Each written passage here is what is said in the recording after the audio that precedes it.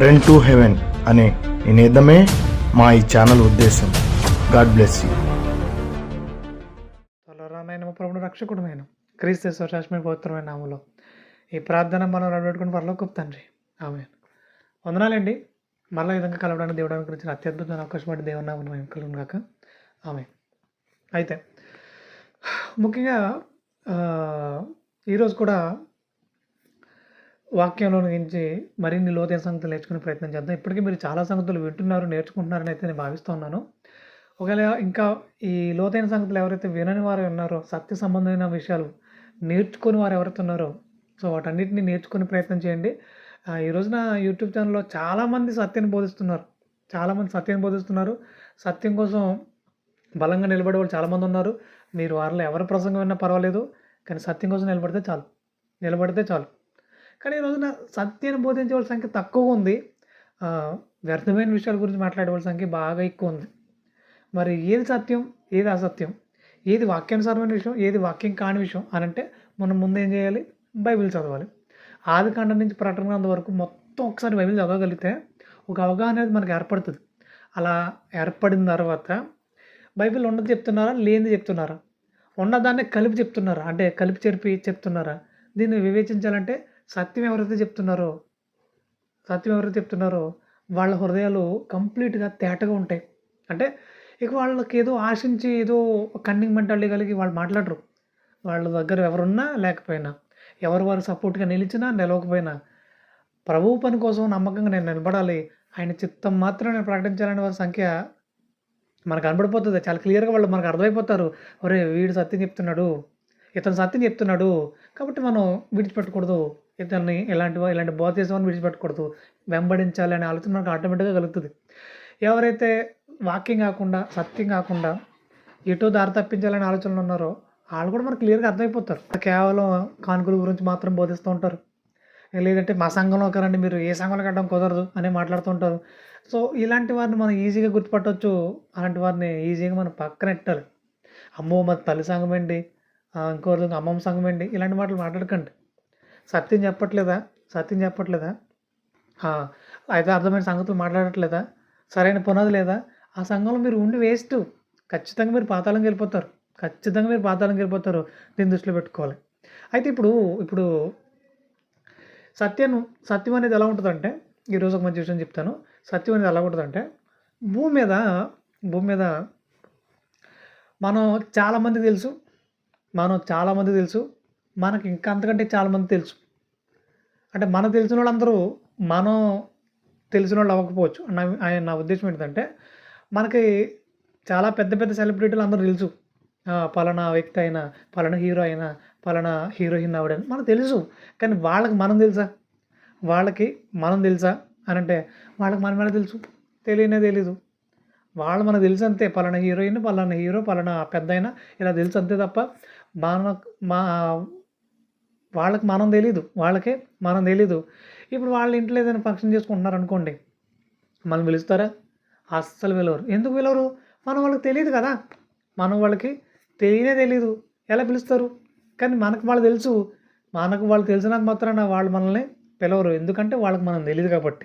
ఈ విషయం మీకు బాగా అర్థమైతే కనుక ఈ రోజున చాలామంది క్రైస్తవులు చనిపోగానే వాళ్ళు పెద్ద పెద్ద ఫ్లెక్సీల మీద పరలోకపు పిలుపు అని రాయించుకుంటున్నారు. అంటే చనిపోయిన వాళ్ళకి ఎలాగో తెలియదు, వాళ్ళు ఎక్కడికి వెళ్ళారు వాళ్ళకి తెలుసు.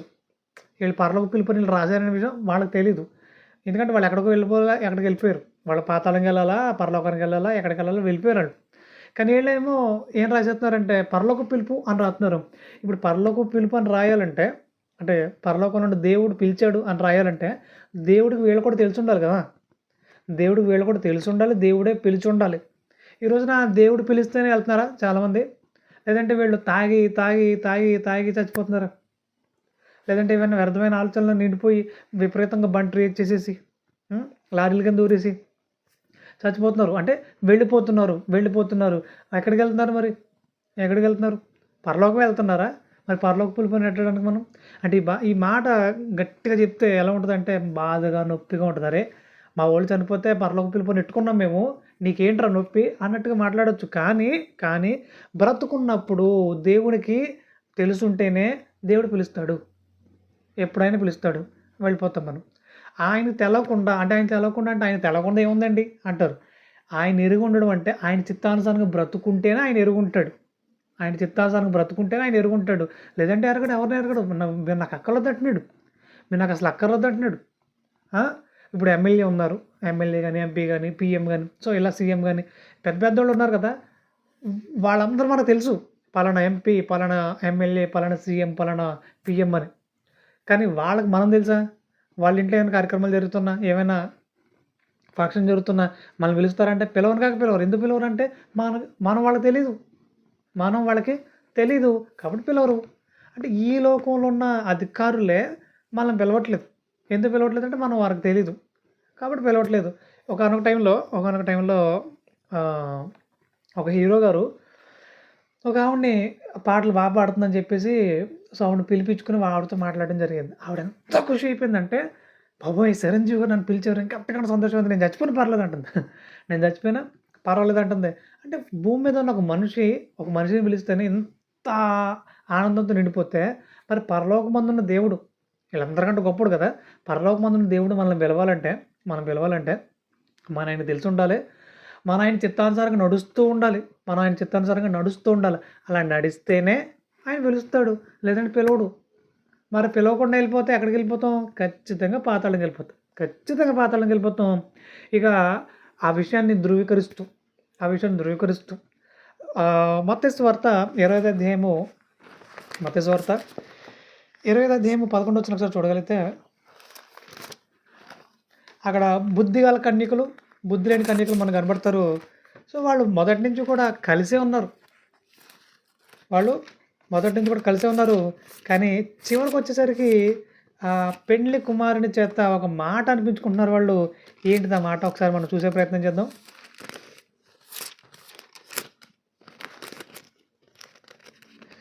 మొదటి నుంచి ఒకసారి చూడగలిగితే, పరలోక రాజ్యము తమ దివిటీలు పట్టుకొని పెండ్లి కుమారుని ఎదుర్కొన్నట్టుకు బయలుదేరిన 10 మంది కన్యకలను పోలి ఉన్నది అంటున్నాడు. అంటే ఇది ఒక ఉపమాన రూపంగా చెప్తున్నాడు.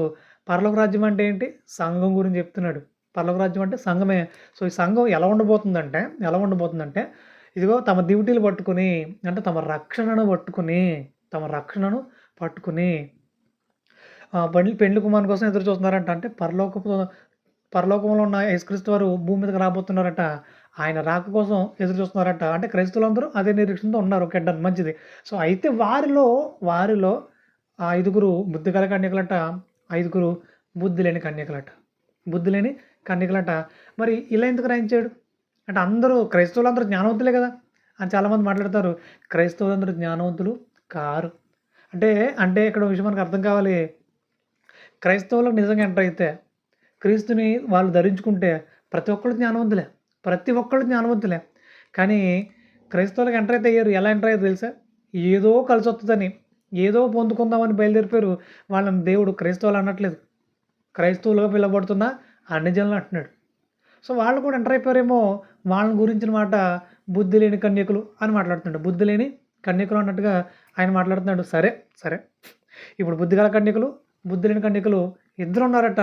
తమ దిట్టులు పట్టుకుని పెండ్లి కుమారుడు ఆలోచన చేస్తున్నాడట. ఎప్పుడైనా సరే మనకు విషయం అర్థం కావాలి. ఏంటిదంటే ఏదైనా కార్యం జరిగేటప్పుడు మనం ఈ టైం కల్లా అయిపోవాలి అని మనం అనుకుంటాం కదా కొన్ని. సో ఈ టైం కల్లా అయిపోవాలి అనుకున్నప్పుడు అనుకోకుండా ఎక్కడో చిన్న ఆలస్యం జరిగినప్పుడు వెంటనే చాలామంది మాట్లాడి తెలుసా, దేవుడు చాలా అన్యాయస్తుడు, దేవుడు చాలా దుర్మార్గుడు ఇలా మాట్లాడతారు. అరే నువ్వు ఒక కార్యం పెట్టుకుని దాది దేవుడికి టార్గెట్ ఇవ్వడం ఏంటి? ఫస్ట్ ఆఫ్ ఆల్ చాలా తప్పు అది. ఏదైనా కార్యక్రమం ఉందంటే, ప్రభా మా జీవితంలో ఒక మెట్టు ఎక్కడానికి ఈ కార్యక్రమం ఎంతో ఉపయోగపడుతుంది, ముఖ్యంగా మీ పనికి ఎంతో ఉపయోగకరం ఉంటుందని నేను భావిస్తున్నాను. మీ చిత్తమైతే నాకు ఈ యొక్క పనిని జరిగించండి అని మనం జస్ట్ వేడుకోవడం వరకే. ప్రభా ఈ పని చేసే ప్రభా, అది చేసే ప్రభా, ఇది చేసే ప్రభా అని ఈరోజు ఆజ్ఞాపించే వాళ్ళు ఎక్కువైపోయారు. అలా ఆజ్ఞాపించే వాళ్ళు ఎక్కువైపోయారు. యేసు నామములో అంటున్నారు. తప్పు, అసలు అలా ఎప్పుడు అనొద్దు. ఆయన మనం ఆజ్ఞాపించడం ఏంటి? ఆయన మనం అధికారం చేయడం ఏంటి ఆయన మీద? తప్పు కదా, చాలా తప్పు. దేవుని మీద అధికారం చేయడం ఏంటి? బుద్ధిహీనులు మాత్రం చేస్తారు. బుద్ధి లేని కన్యకలు మాత్రం ఇలా మాట్లాడతారు. అలా ఎవరైనా మాట్లాడుతున్నారా? మీ చుట్టుపక్కల ఎవరైనా మాట్లాడుతున్నారా? అలా పోనీ మీరేమైనా మాట్లాడుతున్నారా? సరిదిద్దుకునే ప్రయత్నం చేయండి. దేవుని మనం ఆజ్ఞాపించకూడదు. ఆయన ఆజ్ఞ ప్రకారంగా మనం నడుచుకోవాలి. ఆయన చిత్తానుసారంగా మన అడుగులు ఉండాలి. అంతే తప్ప ఆయన ఆజ్ఞాపించేంత స్థాయి మనది కాదు. అది గ్రహిస్తారని భావిస్తున్నాను. అయితే ఇప్పుడు బుద్ధిగల కన్యకలు, బుద్ధి లేని కన్యకలు వెయిట్ చేస్తున్నారట. కొంచెం ఆలస్యం అయ్యేసరికి నిద్రలోకి వెళ్ళిపోయారట. అలా నిద్రపోయారేమో. మరో పెళ్లి కుమారుడు వచ్చే టైం అయిపోతుంది. ఈ బుద్ధి లేని కన్యకలు ఎవరైతే ఉన్నారో వాళ్ళు మేల్కొన్నారు. తమ దివిటీల్లో నూనె అయిపోయింది. ఇప్పుడు బుద్ధిగల కన్యకలను అడుగుతారు వెళ్ళి, మాకు మీ దివిటల్లో ఉన్న కొంచెం నూనె మాకు ఇవ్వచ్చు కదా, మీ సిద్ధుల్లో ఉన్న నూనె మాకు ఇవ్వచ్చు కదా అని అడుగుతారు.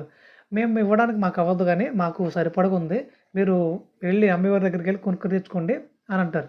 సో ఈ మధ్యలోనే పెండ్లి కుమారుడు వచ్చేయడు. బుద్ధిగల కన్యకలు ఎవరైతే సిద్ధపడి ఉన్నారో వాళ్ళు లోపలికి వెళ్ళిపోయారు పెండ్లి విందులోకి. ఈ బుద్ధి లేని కన్యకలు ఎవరైతే ఉన్నారో కొనుక్కొచ్చేసరికి ఇదంతా కార్యక్రమం జరిగిపోయింది. ఇప్పుడు ఈ బుద్ధి లేని కన్యకలు వచ్చి డోర్ కొడతారు. అదే 11వ వచనం, మత్తయి సువార్త 25వ అధ్యాయము 11వ వచనం ఒకసారి చూడగలిగితే, అంతటా తలుపు వేయబడెను. ఆ తరువాత తక్కిన కన్యకలు వచ్చి, అయ్యా అయ్యా మాకు తలుపు తీయమని అడుగగా, అతడు మిమ్ము నెరుగనని మీతో నిశ్చయముగా చెప్పుచున్నాను అనెను. ఆ దినమైనను గడియైనను మీకు తెలియదు కనుక మెలకువగా ఉండండి అంటున్నాడు. అంటే చాలామంది కొంచెం లేట్ అయ్యేసరికి దేవుణ్ణి నిందించే పరిస్థితులు ఉన్నారు. దేవుణ్ణే ఒక దుర్మార్గుడిగా చూపించే పరిస్థితుల్లోకి వెళ్ళిపోయారు. ఇక ముఖ్యంగా సిద్ధపాటును కోల్పోతున్నారు. అంటే ఏవో లోక సంబంధమైన కార్యక్రమాలు ఇలా జరగలేదని చెప్పేసి వాటిని దృష్టిలో పెట్టుకుని దేవుణ్ణి పక్కనెట్టేస్తున్నారు. మాకు తెలిసిన ఒక ఆయన ఉన్నాడు, మా స్నేహితుడు, ఇక్కడే టర్కీలో. సో ఆయన, నువ్వెందుకు గతంలో భక్తిగా ఉండేవాడు కదా, నువ్వు ఇప్పుడు ఎందుకు అలా లేవు అని అడిగితే, నేను ఒకటి అనుకున్నాను బ్రదర్, కానీ అది నాకు జరగలేదు. దేవుడు చాలా అన్యాయం చేశాడు నాకు, కాబట్టి నేను దేవుడితో మాట్లాడను, నేను దేవుడితో సహవాసం కలిగి ఉన్నాను. నాకు దేవుడు వద్దు, ఉంటే ఉన్నాడులే, ఓకే నేను క్రైస్తవుని చెప్పుకుంటాను, కానీ నాకు దేవుడు వద్దు, దేవుని ఆలోచనలు వద్దు. నా నోటి నిండా బూతులు ఉంటాయి. తర్వాత నాకు నచ్చినట్టు నేను ఉంటాను, ఆయనకు నచ్చినట్టు నేను ఎందుకు ఉండాలి, నా పని చేయనప్పుడు నేను ఆయనకి ఎందుకు నచ్చినట్టుగా ఉండాలి, ఇలా మాట్లాడుతున్నాడు. అంటే వీళ్ళకి అనుకూలంగా దేవుడు ఉండాలి అని వీళ్ళు ఫిక్స్ అయిపోయారు. అప్పుడు ఎప్పుడైతే దేవుడు అనుకూలంగా లేడో, దేవుడు ఎప్పుడైతే పనిని ఆలస్యం చేస్తున్నాడో, వెంటనే వీళ్ళలో ఉన్న దుర్మార్గం, వీళ్ళలో ఉన్న క్రూరత్వం ఏదైతే ఉందో బయటకు వచ్చేస్తుంది. దేవుడు మాకు వద్దు అంటున్నాడు. ఇది ఎవరి లక్షణం అసలు? సాతాను లక్షణం. సాతాను బలంగా పట్టేశాడు అనమాట. సాతాను బలంగా పట్టేసి ఇలాంటి మాటలన్నీ మాట్లాడిపోతున్నాడు. నిజంగా చాలా అంటే చాలా బాధాకరం. ఇలాంటి మాటలు ఏ క్రైస్తవుడు మాట్లాడకూడదు. ప్రభా, ఏ పని జరగాలన్నా మీ చిత్తమై ఉండాలి. మీ చిత్తం కానీ దాంట్లో నన్ను అసలు తీసుకెళ్ళొద్దు ప్రభా, మీకు నచ్చినట్టుగా నేను ఉండాలి, మీకు నచ్చినట్టుగా నా అడుగులు ఉండాలి. అంతేగాని మీకు ఇష్టం లేని పనులు చేసి మీకు దూరం అయిపోయి చచ్చి పాతాళం కలంటే తప్పితే మరి ఏమనుందా అని గ్రహించాలి. క్రైస్తవుడు అన్నవాడు గ్రహిస్తాడు. అపవాద సంబంధి గ్రహించలేడు. ఇప్పుడు యోహాను సువార్త 8వ అధ్యాయం 44వ వచనం ప్రకారంగా మీరు అపవాది పిల్లలు అంటున్నాడు. సో ఇలా అపవాది పిల్లలకు మారిపోతే మరలా దేవుని పిల్లలకు మారడం చాలా కష్టమైపోతుంది. ఇలా ఇప్పటికే ఎవరైనా అపవాది పిల్లలుగా కొనసాగుతున్నారా, వెంటనే సరిదిద్దుకునే ప్రయత్నం చేయండి. దేవుని కోసం నమ్మకంగా నిలబడే ప్రయత్నం చేయాలని వాక్యాన్ని బట్టి మీకు తెలియజేస్తున్నాను. రైట్, ఇక ఆలస్యం చేసేసరికి ఈ బుద్ధి లేని కన్యకలు చాలా శ్రద్ధ చూపిస్తూ వచ్చారు. చివరికి తలుపు వేయబడింది. ఇప్పుడు మిమ్మల్ని నేను ఎరగను అంటున్నాడు దేవుడు. ఎరగను, మీరు ఎవరో నాకు తెలియదు అంటున్నాడు. అంటే చాలామంది అశ్రద్ధకు గురైపోతున్నారు. ఇప్పుడు ఎవరైతే అశ్రద్ధలు ఉన్నారో, దేవునికి కొంచెం దూరంగా కొనసాగుతున్నారో, వాళ్ళందరినీ వాక్యాన్ని బట్టి పిలుస్తున్నాను. ఏమనంటే, ఇకనైనా మేలుకోకుండా అండి. దేవుని రాకడ అతి సమీపంలో ఉంది. మన పోకడ కూడా అతి సమీపంలోనే ఉంది. యవనస్తులం కదా, మాకేంట్లే డోకా లేదు అనుకోవడానికి ఏం లేదు. ఎవరెప్పుడు చనిపోతారో తెలియదు. చనిపోయేలోపు దేవునికి ఇరుకై ఉండాలి, దేవుని చిత్తానుసారంగా నడుస్తూ ఉండాలి. అప్పుడే పరలోకపు పిలుపు, అప్పుడే మనం పరలోకం వెళ్తాం. అలా కాకుండా దేవునికి ఇష్టం కాకుండా దేవునికి మరింత విరుద్ధంగా బ్రతికేసి చచ్చిపోదాం అనుకుంటే పరలోక పిలుపు అని మన తర్వాత మన ఇంట్లో వాళ్ళు మన మీద ప్రేమతో వేయించొచ్చుము, కానీ మనల్ని పిలిచింది పరలోక పిలుపు కాదు, పాతాళపు పిలుపు అని మనం పెట్టుకోవాలి. ఎలా కరెక్ట్గా పరలోకం మనం వెళ్ళం, పాతాళంకి వెళ్ళిపోతాం. నిజంగా ఇది చాలా బాధాకరం, చాలా ఆవేదనకర పరిస్థితి. అలాంటి ఆవేదన పరిస్థితులు మీరు ఎవ్వరు ఉండకూడదని ఈరోజు వాక్యాన్ని బట్టి మీకు తెలియజేస్తూ ఉన్నాను. మీరు పరలోకానికి చేరుకోవాలంటే పరలోకపు తండ్రిని ఎరిగి ఉండాలి. రెండోదిగా ఆ పరలోకపు తండ్రి ద్వారా ఎరగబడిన వారమై ఉండాలి. అంటే ఆయనకు తెలిసిన వారమై ఉండాలి. ఆయన చిత్తానికి నడుస్తున్న వారమై ఉండాలి. లేదంటే మనం పరలోకానికి వెళ్ళము. వెళ్ళను గాక వెళ్ళము. సో, ఈ విషయం దృష్టిలో పెట్టుకోవాలి. ఇక చాలామంది చేసే పనులేంటిదంటే మత్తయి సువార్త 7:22 ఒకసారి చూడగలిగితే, మత్తయి సువార్త 7:22 చూడగలిగితే, అంటే వీళ్ళు దేవుని దూరంగా లేరు, దేవుని చాలా దగ్గరగా ఉన్నారు, సంతోషం. కానీ వీళ్ళు చేసే పనులు ఏంటిదంటే 21 నుంచి చూద్దాం. ప్రభువా ప్రభువా అని నన్ను పిలుచు ప్రతి వాడును పరలోక రాజ్యంలో ప్రవేశింపడు, కానీ పరలోకమందు నా తండ్రి చిత్త ప్రకారం చేయవాడే ప్రవేశించును అంటున్నాడు. అంటే ఈరోజు చాలామంది చేసే పనులు ఏంటంటే దగ్గిన తుమ్మిన ప్రభువా, హాయ్ ప్రభువా, యేసుక్రీస్తు ప్రభువా, అది ప్రభువా, ఇవి మట్టి చేసేస్తున్నారు. చాలా భక్తి పరులను ఫీల్ అయిపోతున్నారు. అంటే ఏదో నామాన్ని జపించేస్తే, ఏదో యేసుక్రీస్తు వారిని ప్రభా స్తోత్రం స్తోత్రం స్తోత్రం స్తుతి స్తుతి స్తుతి అంటే అయిపోద్ది. దేవుడు సంతోషపడిపోతాడు, ఖుషి అయిపోతాడు, నన్ను పరలోకం తీసుకెళ్ళిపోతాడు, నేను ఎలా బతికేసినా పర్లా అన్నట్టుగా తయారయ్యారు. ఇక ప్రతిరోజు 100 స్తుతులని లేదంటే 100 స్తోత్రాలని ఆ బుక్ ఒకటి తీసుకుని ప్రతిరోజు చదివేసి దేవుని చిత్తం నెరవేర్చేస్తానన్న ఫీలింగ్లో చాలామంది ఉన్నారు. సో, అలా చేసినంత మాత్రాన దేవుడు పరలోకానికి తీసుకెళ్ళడం అని చెప్తున్నాడు. అసలు తీసుకెళ్ళడు. నువ్వేంటంటే ఏదో స్తుతులు చెప్పేసాం, స్తోత్రాలు చెప్పేసాం అంటే దేవునికి అది ఇష్టం కాదు నాయనా. మన నడిచే నడవడికలో మన మాటలు, మన చూపులు, మన వినికిడి, మన ప్రవర్తన ఆయనకు నచ్చినట్టుగా ఉండాలి. ఎప్పుడైతే ఆయనకు నచ్చినట్టుగా ఉందో దేవుడికి మరింత దగ్గర అయిపోతాం. ఆయన చిత్తానుసారం నడుచుకోవాలంటున్నాడు. అదే కదా 21వ వచనంలో అదే చెప్తున్నాడు కదా, ఎవడైతే పరలోకమందు నా తండ్రి చిత్త ప్రకారం చేయవాడే ప్రవేశిస్తాడు తప్ప పరలోకం, లేదంటే వాడు ప్రవేశించడు. ఆయన చిత్త ప్రకారంగా నడిస్తేనే పరలోకం, లేదంటే లేదంటున్నాడు. ఇంత క్లియర్గా బైబిల్లో ఉంటే తాగి చచ్చిపోయిన వాళ్ళని, లారీల కింద ఊరేసిన వాళ్ళని, ఇంకా రకరకాల యాక్సిడెంటల్గా చనిపోయిన వాళ్ళు ఎవరైతే ఉన్నారో వాళ్ళందరికీ పరలోక పిలుపుని పెట్టేసుకుని మనం ఆనందపడిపోవాలి తప్ప వాళ్ళు ఎక్కడికి వెళ్ళాలో అక్కడికి వెళ్తున్నారు. తర్వాత మీరు కూడా ఎక్కడికి వెళ్ళాలో అక్కడికి వెళ్తారు. కానీ మీరు బ్రతుకున్నారు కదా, మీరు ఇంకా బ్రతికే ఉన్నారు కదా, నిర్ణయం మీ చేతుల్లోనే ఉంది. పరలోకం వెళ్ళాలా, పాతాళం వెళ్ళిపోవాలనేది. కాబట్టి దేవుడు మాకు తెలుసండి అనకండి, దేవుడికి మేము తెలుసండి అని చెప్పండి. దేవుడికి మేము తెలుసండి, దేవుడికి మేము బాగా తెలుసు. మేము ప్రతిరోజు ఆయనతో సహవాసం కలిగి ఉంటాం, ప్రార్థనలో ఉంటాం, ప్రతిరోజు వాక్యం చదువుతాం, ప్రతిరోజు వాక్యం వింటూ ఉంటాం. ఆయన సహవాసంలో మేము బలంగా ఉన్నాం, ఆయన చిత్తానుసారంగా మేము బ్రతుకుతున్నాం. ఇది చెప్పండి. అదే తప్ప దేవుడు మాకు తెలుసండి అని మాట్లాడకండి. దేవుడు అందరికీ తెలుసు, కానీ దేవుడు తెలిసినోడు కావాలి, దేవునికి తెలిసినోడు కావాలి, దేవుని చేత ఎరగబడిన వారు కావాలి. అలాంటి వారిగా మనం ఉండాలి. అంతేగాని అందరిలా మనం బ్రతికేసి అందరిలా మనం చనిపోతే పరలోకం అయితే ఖచ్చితంగా చేరుకోవడం విషయం మీకు అర్థం కావాలి. ఇక రెండోది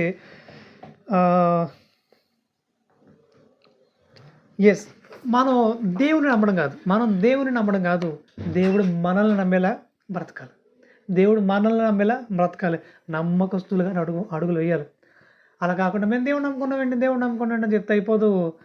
దేవుడు నన్ను నమ్ముతున్నాడు, ఎలాంటి పరిస్థితుల్లో అయినా సరే నేను ఆయన నమ్మకాన్ని ఒమ్ము చేయను అని బలమైన సాక్ష్యాన్ని ఇచ్చేలాగా మన అడుగులు ఉండాలి, మన ఆలోచనలు ఉండాలి. అలా ఉంటేనే పరలోకం, లేదంటే లేదు. పరలోకం లేదంటే నెక్స్ట్ ఏంటి? పాతాళం. సో, మరి ఇది ఎంతమందికి కావాలి? పరలోకం వెళ్ళాలనుకుంటున్నారా, పాతాళంకి వెళ్ళాలనుకుంటున్నారా? దేవుడు మాకు తెలుసని డబ్బాలు కొట్టుకోవాలనుకుంటున్నారా? దేవుడికి నేను తెలుసండి అని ధైర్యంగా చెప్పగలిగిన పరిస్థితులు ఉన్నారా? పరీక్షించుకోండి. ఈ వాక్యాన్ని బట్టి ఖచ్చితంగా మీరు పరీక్షించుకునే ప్రయత్నం చేయండి.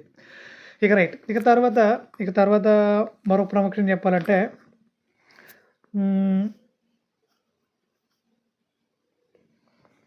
ఇక ఫైనల్గా దేవుడు ఏమంటున్నాడంటే, ఇక మీదటైనా ఇప్పటివరకు జాలజోలంగా బ్రతికిస్తున్నారేమో, ఇక మీదట అలా బ్రతకడానికి ఇష్టపడకండి. క్రైస్తవుడు అంటే సమాజానికి మేలు చేసేవాడు. క్రైస్తవుడు అంటే దేవుని చేత బాగా ఎరుగుబడినవాడు, ఆయన చిత్తానుసారంగా నడుస్తున్నవాడు. అదే తప్ప మేము క్రైస్తవులమేనండి, మా నోట్ల నుంచి బూతులు వస్తాయండి, మేము క్రైస్తవులమేనండి, మాకు నచ్చినట్టు మేము బ్రతుకుతామండి, మేము సీరియల్ చూస్తామండి, సినిమాలు చూస్తామండి, మాకు నచ్చినట్టు మేము ఉంటామండి, కానీ మేము క్రైస్తవులమండి అంటే దేవుడు మిమ్మల్ని క్రైస్తవులు అనట్లేదు, అవ్వదు కుమారులు అంటున్నాడు. మీరు మీ తండ్రి అపవాది కుమారులు అంటున్నాడు. మరి ఆయన చేత ఇలాంటి సాక్ష్యం మనం కలిగి ఉండడం అనేది నిజంగా చాలా బాధాకరం. అలాంటి సాక్ష్యం కలిగిన వారు ఎవరైనా ఈ వాక్యం చూస్తూ ఉంటే కనుక ఈరోజు మీరు మార్పు చెందాలి. నేను దేవుని కుమారుణ్ణి, ఆయన పరిశుద్ధుడు కనుక నేను పరిశుద్ధంగా ఉంటాను, ఆయన యథార్థవంతుడు కనుక నేను యథార్థంగా ఉంటాను, ఆయన నీతిమంతుడు కనుక నేను నీతిమంతుడుగా ఉంటాను, నేను నీతిమంతుడుగా ఉంటాను. ఎక్కడ నేను నా నీతిని నేను కోల్పోను, నమ్మకంగా అడుగులు వేస్తాను, ఆయన చేత ఎరుగుబడిన వాడిగా నేను ఉంటాను, ఆయన చిత్తానుసారంగా నేను అడుగులు వేస్తాను, ఆయన చిత్తమే నా చిత్తం, నాకంటూ వేరే చిత్తం లేదు. నేను ఏది ప్రార్థన చేసినా ప్రభు ఇది మీ చిత్తం అయితే బలపరచండి అని ప్రార్థన చేస్తాను, అలాగే నేను అడుగులు వేస్తాను. ఒకవేళ ఆయన అది ఇవ్వలేదా, ఏం పర్వాలేదు, నేను కోల్పోవడానికి కూడా సిద్ధంగా ఉన్నాను. అదేదైనా సరే నేను కోల్పోవడానికి కూడా నేను సిద్ధంగా ఉన్నాను. ఎందుకంటే నా ప్రభు చిత్తం కంటే నా జీవితంలోకి రావడం కంటే అది రాకపోవడమే బెస్ట్ కదా. అది భార్య అయినా, భర్త అయినా, తల్లిదండ్రులైనా, ఎవరైనా సరే ఆయన చిత్తం లేకుండా, ఆయన చిత్తాన్ని వ్యతిరేకించి ఆయన చిత్తాన్ని దూరం చేసేది ఏదైనా సరే నాకొద్దు. ఆయన కోసం నా ప్రాణాలు ఇచ్చేస్తాను. వీళ్ళందరూ అంత లెక్క, పెద్ద లెక్క అయింది నాకు. అంటే వాళ్ళందరూ విడిచిపెట్టేసి ఒంటరిగా బతకమని కాదు, దేవుని పనిలో వాళ్ళు అడ్డంగా వస్తే వాళ్ళని పక్కనట్టు ముందుకెళ్ళాల్సిన పరిస్థితి ఉంది. వాళ్ళే నాకు పాత్రలు అంటున్నాడు యేసుక్రీస్తు వారు కూడా, వాళ్ళే నాకు పాత్రలు అంటున్నాడు. మరి ఆయన కోసం బలమైన పాత్రగా వాడబడాలనన్నా, ఆయన పనులు నమ్మకంగా అడుగులు వేయాలనన్నా మనం ముఖ్యంగా కలిగి ఉండవలసింది నమ్మకత్వం. దేవుడు మనం నమ్మడం కాదు, దేవుడు మనల్ని నమ్మేలా అడుగులు వేయాలి. దేవుడు మనల్ని నమ్మి బడా నమ్మకమైన మంచి దాసుడు అని బలమైన సాక్ష్యం మన కోసం ఇచ్చేలా మన అడుగులు ఉండాలి, మన ఆలోచనలు ఉండాలి. అలాంటి గొప్పదైన సాక్ష్యం మనం పొందుకునేలా ఇక మీదట మీ అడుగులు ఉండాలని మనస్ఫూర్తిగా దేవుని పనిలో కొనసాగాలని మనస్ఫూర్తిగా కోరుకుంటూ నా మాటలు ముగిస్తూ ఉన్నాను. ప్రార్థన చేసుకుందాం. పరిశుద్ధులైన తండ్రి, ఈ విధంగా మీ సన్నిధిలో కనబడడానికి మీరు మాకు అనుకరించిన శ్రేష్టమైన అత్యద్భుతమైన అవకాశం బట్టి మీ నామం కలుగును కాక. ప్రభా, మేము మిమ్మల్ని నమ్ముకోవడం కాదు ప్రభా, మీరు మమ్మల్ని నమ్మేలా మా అడుగులు ఉండాలి, మా ఆలోచనలు ఉండాలి. అలా మమ్మల్ని మేము సిద్ధపరచుకుంటున్నాయినా, వాక్యం మమ్మల్ని మరింతగా నిలబెట్టుకుంటున్నాయినా, మీ కొరకు నమ్మకంగా అడుగులు వేసి గొప్పదైన కృప మీ కనుక పట్ల సమృద్ధిగా గురించి వినోడుకుంటూ ప్రాధాన్యపడుతూ మీ సహాయాన్ని అర్థిస్తూ త్వరలో రానైనా మా పరుగును రక్షకుడునైనా క్రీస్తు శ్రేష్టమైన పవిత్రమైన నామములో ఈ ప్రార్థన మనం నిలబెట్టుకుని పరలోకపు తండ్రి, ఆమేన్. వందనాలండి. Thank you. ప్రియ స్నేహితులారా, సమాజంలోని మనుషులు రకరకాల వాటి కొరకు పరుగులు తీస్తున్నారు. ఆనాడు అపోస్తుడైన పౌలు గారు తన చివరి దశలో మాట్లాడుతూ నా పరుగు కడముట్టించితిని అంటున్నారు. అంటే క్రైస్తవులుగా మన పరుగు పరలోకానికే కావాలి అనే ఆలోచనతో మైండ్ రన్ టు హెవెన్ అనే నినాదమే మా ఈ ఛానల్ ఉద్దేశం. God bless you.